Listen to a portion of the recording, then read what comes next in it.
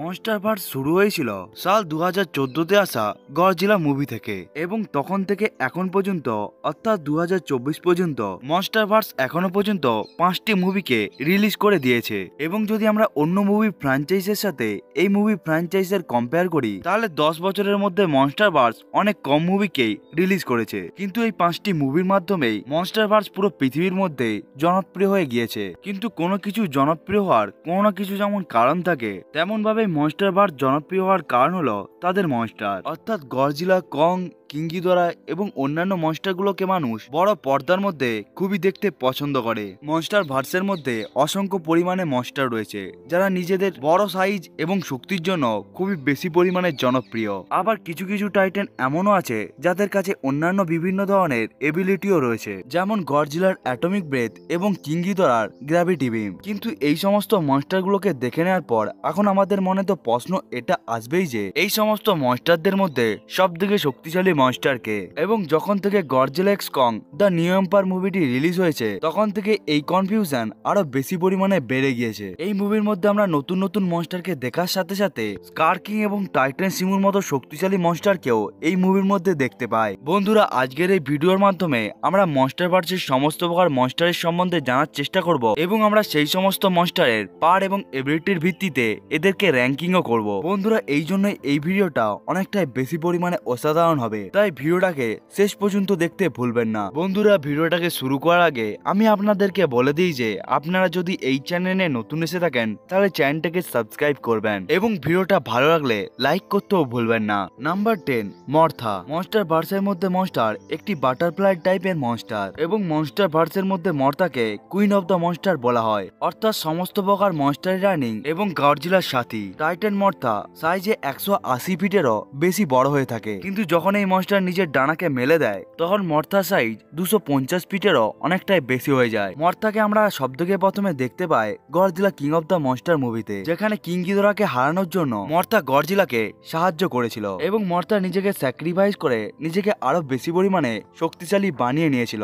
মর্থার যদি এবিলিটির সম্বন্ধে কথা বলা হয় তাহলে এই মনস্টার উঠতে পারে, স্পাইডার ওয়েব শুট করতে পারে এবং মর্থা নিজের ডানার মধ্যে থাকা সুরের সাহায্যে সে যে কোনো প্রকার মনস্টারকে অনেকটাই বেশি পরিমাণে আহত করে দিতে পারে। এবং Godzilla x Kong the new empire মুভির মধ্যে আমরা টাইটান মর্থাকে দেখতে পাই, যে এই মুভির মধ্যে আবার জন্ম নেয় এবং গডজিলা এবং কংকে অনেকটাই বেশি পরিমাণে সাহায্য করে টাইটান শিমু এবং স্কার কিং এর বিরুদ্ধে লড়াই করার জন্য। Number 9, Behemoth and Methuselah. Number 9 ranking এ দুটো মনস্টার রয়েছে, যেগুলো হলো টাইটান মিথুসুলা এবং টাইটান বেহেমথ। এই দুটো মনস্টারকে আমরা প্রথমবার দেখতে পাই গডজিলা কিং অফ দ্য মনস্টারের মধ্যে। যেহেতু মনস্টারভার্সের মধ্যে এই দুটো মনস্টারকে খুবই কম পরিমাণে দেখানো হয়েছে এবং যেহেতু এই দুটো মনস্টারের সাইজ এবং শারীরিক গঠন অনেকটাই সিমিলার, তাই এটা বলা অনেকটাই বেশি পরিমাণে মুশকিল হয়ে যায় যে এই দুটো মনস্টারের মধ্যে কে বেশি পরিমাণে শক্তিশালী। এই জন্য আমরা একটা র্যাঙ্কিং এর মধ্যে এই দুটো মনস্টারকে রেখেছি। যদি টাইটান মিথুসুলার সম্বন্ধে কথা বলা হয় তাহলে টাইটান মিথুসুলা একটি পাহাড়ের মতো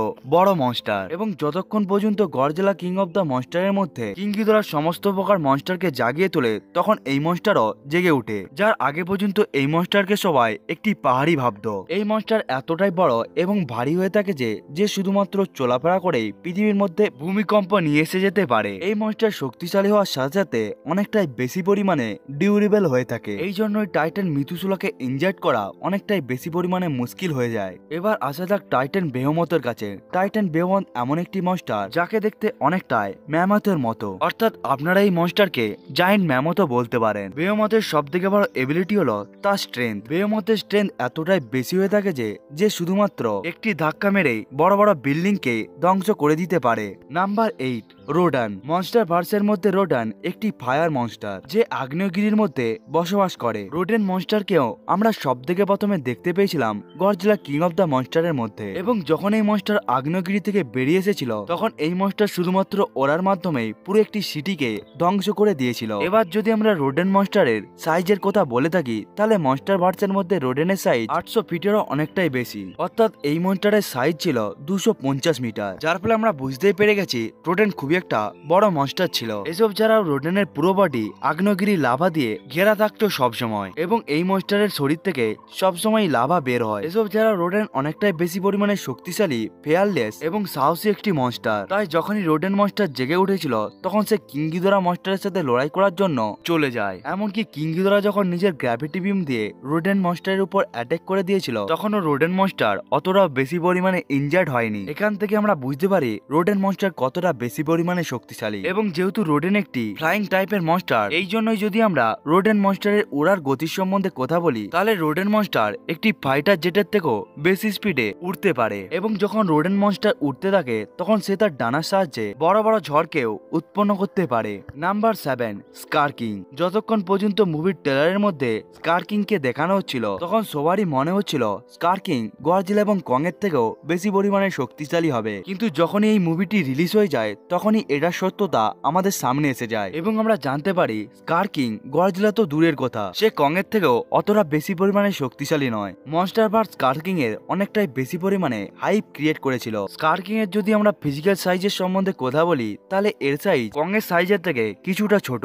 এবং যখন স্কার কিং কং এর সাথে প্রথম লড়াই করেছিল তখন স্কার কিং কং কে অনেকটাই বরাবরের টক্কর দিতেও পেরেছিল। কিন্তু স্কার কিং এর সব থেকে বড় পাওয়ার হলো তার ইন্টেলিজেন্স, এবং স্কার কিং এর ইন্টেলিজেন্সের জন্যই সে Godzilla x Kong the new empire মুভির মেন ভিলেন ছিল। স্কার কিং এতটাই বেশি পরিমাণে বুদ্ধিমান ছিল যে টাইটান সিমুর মতো মনস্টারকেও নিজের কন্ট্রোলে রেখেছিল। এসব ছাড়াও স্কার কিং এর কাছে মাঙ্কি মনস্টারের একটি পুরো আর্মিও রয়েছে। এই সমস্ত পাওয়ার এবং এবিলিটির জন্যই স্কার কিং এতটা বেশি পরিমাণে লাফাচ্ছিল। তাই যদি দেখা হয় স্কার কিং মর্থা, টাইটান মিথুসুলা এবং রোডেনের মতো মনস্টারের থেকে সে বেশি পরিমাণে শক্তিশালী। এরপরেও স্কার কিং মনস্টারভার্সের সবথেকে শক্তিশালী মনস্টারের র্যাঙ্কিং এর মধ্যে নাম্বার 7 এ রয়েছে। নাম্বার 6, কং। কিং কং মনস্টারভার্সের মধ্যে গডজিলার মতোই মনস্টারভার্সের সে হিরো। কিন্তু যদি আমরা কথা বলি পাওয়ারের সম্বন্ধে তাহলে আমাদের কং গডজিলার থেকে অনেকটাই পেছনে রয়েছে, এবং এই মনস্টারই স্কাল আইল্যান্ডের মধ্যে রাজ করত। আমরা যদি কং এর সাইজের সম্বন্ধে কথা বলি তাহলে কিং কং 350 ফিট উঁচু এবং 90,000 টন ভারী একটি মনস্টার। কং বেসিক্যালি একটি জায়ান্ট গরিলা টাইপের মনস্টার যার জন্ম হয়েছিল স্কাল আইল্যান্ডের মধ্যে। এবং যদি আমরা কং এর ফিজিক্যালিটির সম্বন্ধে কথা বলি থাকে তাহলে কং ফিজিক্যালি অনেকটাই বেশি পরিমাণে শক্তিশালী, এবং কং নিজের ফিজিক্যাল শক্তির দ্বারাই সে স্কার স্কোয়ারকে মেরে দিয়েছিল এবং ওয়ার ব্যাটের মতো বড় বড় মনস্টারকেও সে মেরে দিয়েছিল। এমনকি সে স্কার কিং এর মতো মনস্টারের সাথেও লড়াই করেছিল, যেখানে আমরা দেখতেই পাচ্ছিলাম কং স্কার কিং এর উপর ভারী পড়ছিল। এমনকি Godzilla x Kong the new empire মুভির মধ্যে কং তার মতো বড় বড় গরিলা মনস্টারকেও একসাথে লড়াই করার পরেও তাদেরকে হারিয়ে দিয়েছিল। এমনকি কং গডজিলার মতো আলফা টাইটানের উপর লড়াইয়ের সময় কিছুক্ষণের জন্য ভারী পড়ছিল। এমনকি যদি কং এর স্ট্রেংথের সাথে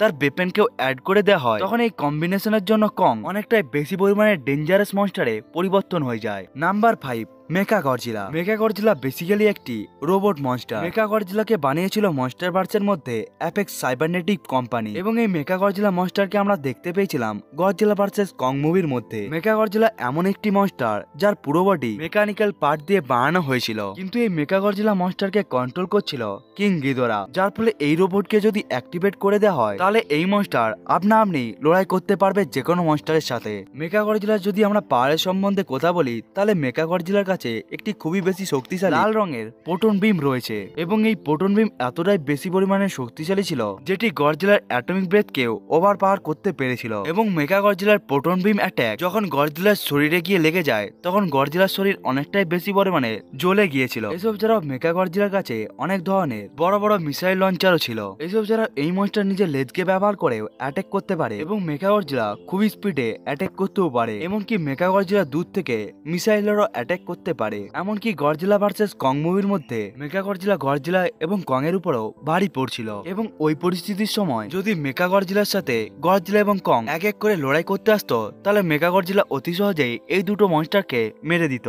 কিন্তু এখানে আমরা সবাই জানি যে গডজিলা এই লড়াইয়ের সময় অনেকটাই বেশি পরিমাণে হাঁপিয়ে গিয়েছিল, এবং এই সময় গডজিলার শরীরের মধ্যে রেডিয়েশনও অনেকটাই কম পরিমাণে ছিল। তাই গডজিলা যদি না হাঁপিয়ে যেত এবং গডজিলার কাছে যদি যথেষ্ট পরিমাণে রেডিয়েশন থাকতো তাহলে মেকা গডজিলাকে গডজিলা হারিয়ে দিত। Number 4, MUTO prime. MUTO prime সেই মনস্টার যাকে এখনো মনস্টারভার্সের মধ্যে দেখানো তো হয়নি, এবং এই মনস্টারকে আমরা সব থেকে প্রথম দেখতে পেয়েছিলাম মনস্টারভার্সের মধ্যে গডজিলা আফটার শক কমিকের মধ্যে। এবং এই কমিকের মধ্যে গডজিলার সমস্ত প্রকার স্টোরি লাইনকে দেখানো হয়েছে এবং এখানে আমরা দেখতে পাই গডজিলা কেমন ভাবে মিউটো প্রাইমের সামনা করেছিল। মিউটো প্রাইম বেসিক্যালি মিউটো পিসিস থেকে বিলং করে। মিউটোর পিসিসের মধ্যে দুই ধরনের পিসিস থাকে, মেল মিউটো এবং ফিমেল মিউটো, এবং এখানে ফিমেল মিউটো মেল মিউটোর থেকে অনেকটাই বেশি পরিমাণে শক্তিশালী হয়ে থাকে এবং এই ফিমেল মিউটো যখন অনেকটাই বেশি পরিমাণে রেডিয়েশনকে অ্যাবজর্ব করে নেয় এবং লক্ষ বছর ধরে বেঁচে থাকতে পারে, তখনই মিউটোর শরীরে অনেকটাই বেশি পরিমাণে চেঞ্জ হয়ে যায়। তখনই মিউটো পরিবর্তন হয়ে যায়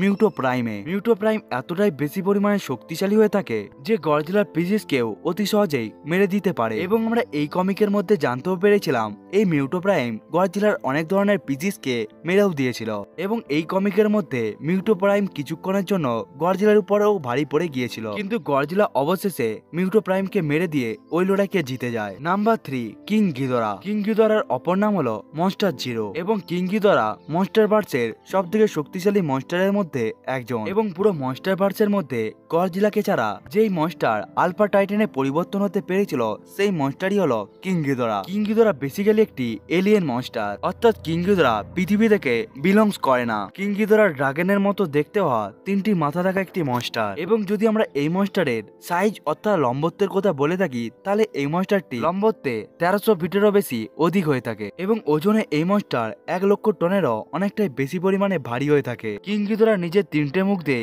গ্র্যাভিটি বিমকে প্রডিউস করতে পারে এবং এই গ্র্যাভিটি বিম অনেকটাই গডজিলার অ্যাটমিক ব্রেথের মতোই হয়ে থাকে। এসব ছাড়াও কিং গিদোরার কাছে আরো ভিন্ন ভিন্ন ধরনের এবিলিটি রয়েছে। এসব ছাড়াও কিং গিদোরা হাওয়ার মধ্যে উড়তেও পারে। এসব ছাড়াও কিং গিদোরা যদি ইনজার্ড হয়ে যায় এবং তার কোনো প্রকার বডি পার্ট যদি কাট হয়ে বাইরেও বেরিয়ে যায় তখনও কিং গিদোরা নিজের হিলিং ফ্যাক্টরের সাহায্যে অতি সহজে সে তার বডিকে রিজেনারেট করে নিতে পারে। এমনকি কিং গিদোরা মনস্টার এতটাই বেশি পরিমাণে শক্তিশালী ছিল যখন এই মনস্টারের সাথে গডজিলার প্রথমবারের জন্য লড়াই হয়েছিল তখন এই মনস্টার অতি সহজে গডজিলাকে হারিয়ে দিয়েছিল, কিন্তু যখন গডজিলা নিজের বার্নিং ফর্মে এসে যায় তখন গডজিলা কিং গিদোরাকে হারিয়ে দেয়। Number 2, Titan Shimo. Titan Shimo মনস্টারভার্সের একটি নতুন মনস্টার, কিন্তু এই মনস্টার অনেকটাই বেশি পরিমাণে শক্তিশালী এবং সাইজের দিকে এই মনস্টার গডজিলার থেকেও অনেকটা বড় এবং Godzilla x Kong the new empire মুভির মধ্যেও দেখানো হয় টাইটান শিমু সেই মনস্টার ছিল যার জন্য পৃথিবীর মধ্যে আইস এজ এসেছিল, অর্থাৎ এই মনস্টারই কিং গিদোরাকে বরফে জমিয়ে দিয়েছিল এবং যতক্ষণ পর্যন্ত গডজিলা এক্স কং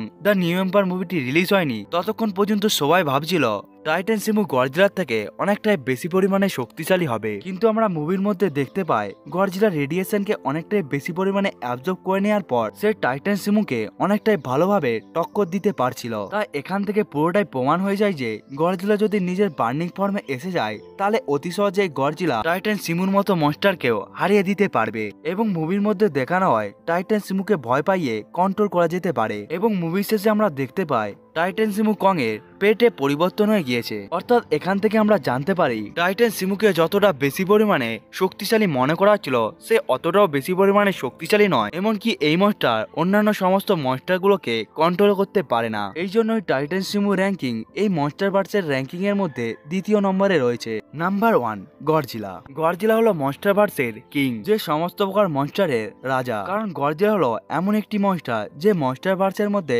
সমস্ত প্রকার মনস্টারকে হারানোর দম রাখে। এসব ছাড়াও গডজিলা একটি আলফা টাইটান। গডজিলার সাথে যে সমস্ত মনস্টারের লড়াই হয়েছিল সবশেষে গিয়ে গডজিলা ওই সমস্ত লড়াইকে জিতে গিয়েছিল এবং গডজিলা সমস্ত প্রকার মনস্টারকে হারিয়েও সে প্রমাণ করে দিয়েছিল সে কেন মনস্টারভার্সের কিং। এবার গডজিলার পাওয়ার এবং এবিলিটির কাছে আসা যাক। গডজিলার ফিজিক্যাল স্ট্রেংথ অনেকটাই বেশি হয়ে থাকে এবং গডজিলার ডিউরেবিলিটিও অনেকটাই অসাধারণ। এসব ছাড়াও গডজিলার হিলিং ফ্যাক্টর অনেকটাই ভালো হয়ে থাকে। এসব ছাড়াও গডজিলার কাছে রয়েছে তার সিগনেচার অ্যাটাক অ্যাটমিক ব্রেথ। এসব ছাড়াও গডজিলা এতটাই বেশি পরিমাণে শক্তিশালী তার উপরে নিউক্লিয়ার অ্যাটাকের হামলা করার পরেও এই মনস্টারকে মারা যায়নি, বরং এই নিউক্লিয়ার বোমের রেডিয়েশনের জন্য গডজিলা আগের থেকে অনেকটা বেশি পরিমাণে শক্তিশালী হয়ে যায়। এসব ছাড়াও গডজিলার একটি শক্তিশালী ফর্ম রয়েছে যেটির নাম হলো বার্নিং গডজিলা এবং বার্নিং ফর্ম গডজিলার এতটাই বেশি পরিমাণে শক্তিশালী যে কয়েক সেকেন্ডের মধ্যেই কিং গিদোরাকে মেরে দিয়েছিল এবং কিং গিদোরা এমন একটি মনস্টার ছিল যার আগে সমস্ত প্রকার মনস্টারই মাথা নিচু করছিল। বন্ধুরা, এটাই ছিল